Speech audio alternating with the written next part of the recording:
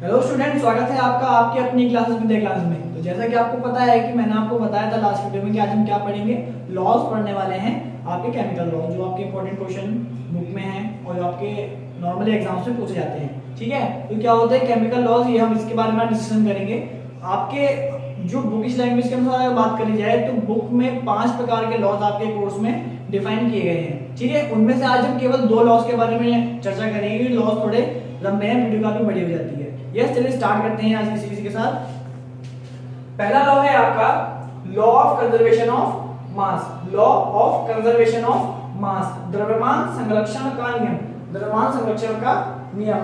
Second है आपका Dalton's atomic theory, Dalton atomic theory या डाल्टन का परमाणु मॉडल। यस, इस प्रकार से आज हम इन 2 लेक्चर पर वर्क करेंगे। जैसे कि आप देख पा रहे होंगे यहाँ पर लिखा है law of conservation of mass, Hindi में कहें तो द्रव्यमान संरक्षण का नियम। भाई द्रव्यमान या मास क्या होता है? द्रव्यमान या मास किसी भी पार्टिकल का या आपकी किसी भी द्रव्य का या आपकी किसी भी मेटल का जो वेट है, भार है, उसको नॉर्मल भाषा में मास या द्रव्यमान कहा जाता है। अब बात आती है कंजर्वेशन या संरक्षण की। कंजर्वेशन या संरक्षण का मतलब है बचाव।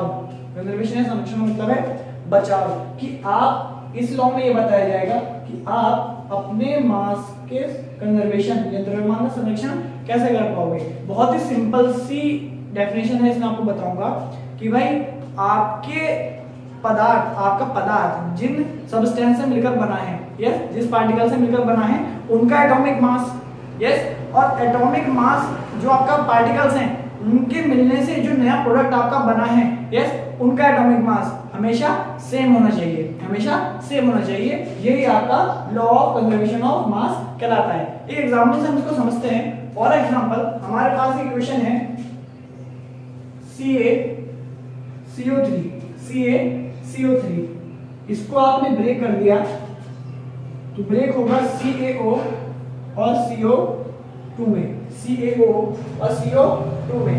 अब हमें इनका मास निकालना होगा, टोटल मास निकालना होगा। टोटल मास कितना होता है आप देख पा रहे होंगे। Ca का होता है 40 प्लस कार्बन, कार्बन का एटॉमिक नंबर है 6, मास हो गया डबल यानी कि 12। ऑक्सीजन का एटॉमिक नंबर होता है 8, मास हो गया 16। लेकिन ऑक्सीजन के कितने एटम्स हैं? 3 एटम्स हैं। जितने एटम्स होते हैं हम उसके एटॉमिक मास को उससे मल्टीप्लाई भी कर देते हैं। फॉर एग्जांपल जैसे यहाँ पर आपके O का जो एटॉमिक नंबर है वो है आपके पास 16 और है कितने? 3 से मल्टीप्लाई करने पर कितना आएगा? 48। इस प्रकार से ऑक्सीजन का जो एटॉमिक मास है इस समय वो 48 है। इसी तरह यहाँ पर चेक कर लेते हैं। Ca का 40 होता है, चलिए 40 लिख देते हैं। O का मैंने अभी आपको बताया 16 होता है, प्लस C का होता है 12 और O कितने हैं? 2 हैं। O का होता है 16, 2 से मल्टीप्लाई कर दीजिए, 16 2 जा 32 या 32 होते हैं। इसको मैं हटा देता हूँ। यस, इसको ऐड कर लेते हैं। 8 और 2 10, 10 का 0, कैरी 1, 4 और 1 5 और 4 9 और 1 कैरी 10। यस, इस प्रकार से इसका ओवरऑल एटॉमिक मास निकल के आ गया 100। अब यहाँ पर चेक कर लेते हैं। 40 और 16 हो जाता है आपका 56 प्लस 2 और 2 4, 3 और 1 4 यानी कि 44। इन दोनों को ऐड कर लीजिए, इनका एटॉमिक मास भी कितना निकल के आ गया? 100। ये मैं आपको समझाना चाह रहा था कि आपके प्रोडक्ट और आपके पार्टिकल्स दोनों का जो आपका मास होना चाहिए वो इक्वल होना चाहिए। इसी लॉ को क्या कहते हैं आप? Law of conservation of mass कहते हैं या द्रव्यमान संरक्षण का नियम कहते हैं। आई होप ये वाली बात आपको समझ में आ गई होगी। अब हम चलते हैं अपने नेक्स्ट पॉइंट की तरफ। चलिए, नेक्स्ट टॉपिक है आपका डाल्टन एटॉमिक थ्योरी या डाल्टन का परमाणु मॉडल। डाल्टन एक वैज्ञानिक हुए, 1789 में इन्होंने अपना एटॉमिक थ्योरी या परमाणु मॉडल प्रदर्शित किया। डाल्टन ने ये बताया कि भाई प्रत्येक हमारा जो मैटर है, प्रत्येक हमारा जो द्रव्य है वो किसी ना किसी छोटे छोटे पार्टिकल से मिलकर बना हुआ है। इन छोटे छोटे पार्टिकल्स को क्या कहते हैं? एटम्स कहते हैं। ठीक है, ये था इनका डाल्टन का एटॉमिक थ्योरी। आप पिक्चर में देख सकते हैं, फिर मैं हिंदी भी इसकी आपको बता रहा हूँ कि जो डाल्टन थे उन्होंने कुछ नियम प्रतिपादित किए इसके लिए, और वो जो नियम है वो आप स्क्रीन पर आपको दे रहे होंगे।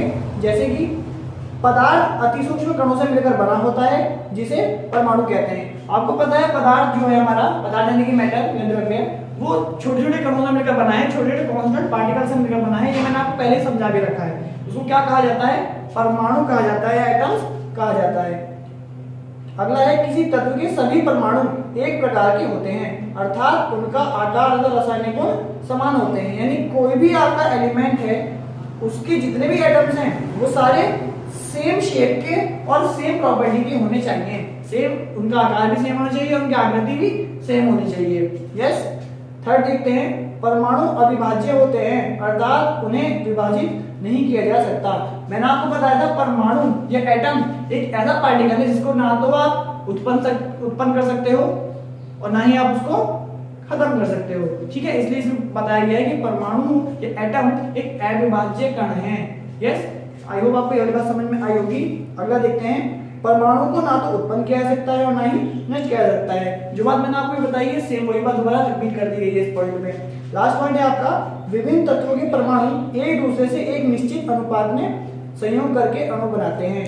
जब भी दो या दो से अधिक एटम्स को मिलाया जाता है तो क्या बनता है? मॉलिक्यूल बनता है। ये बात मैंने आपको बता रखी है। दो या दो से ज्यादा परमाणु को मिलाने पर अणु बनता है। वो जो आपका अणु बना है या आपका मॉलिक्यूल बना है, वो जिस एटम से मिलकर बना है वो एटम भी एक निश्चित अनुपात, एक निश्चित रेशो में लगाए गए होते हैं। ये आपका नेक्स्ट वाला जो टॉपिक है इसी पर बेस्ड है। ठीक है, इसके बारे में बात हम अगली वीडियो में करेंगे। आई होप आपको दोनों बातें समझ में आई होगी। आज के लिए इतना ही, धन्यवाद।